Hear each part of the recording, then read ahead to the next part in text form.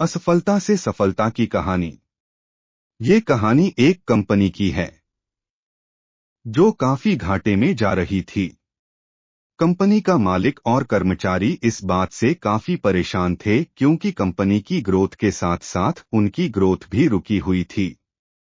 एक दिन उस कंपनी के मालिक ने कंपनी के गेट पर एक नोटिस लगा दिया जिस पर लिखा था, कल रात उस कर्मचारी की मौत हो गई जिसकी वजह से इस कंपनी की और आपकी ग्रोथ नहीं हो पा रही थी और शोक मनाने के लिए हम सभी 1 घंटे बाद ऑडिटोरियम में मिलेंगे।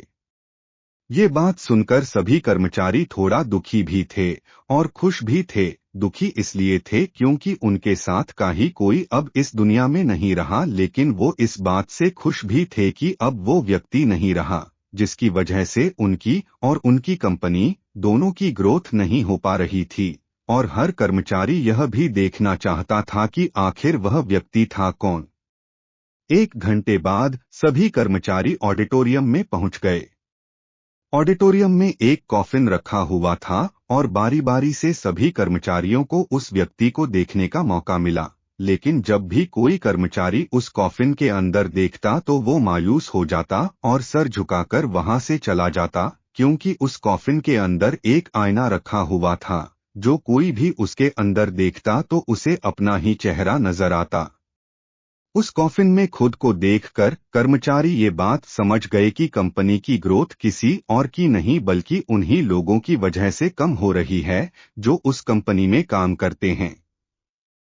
ये छोटी सी कहानी हमें ये बात सिखाती है कि हमारी असफलता और हमारे फेलियर का कारण कोई और नहीं बल्कि हम खुद हैं।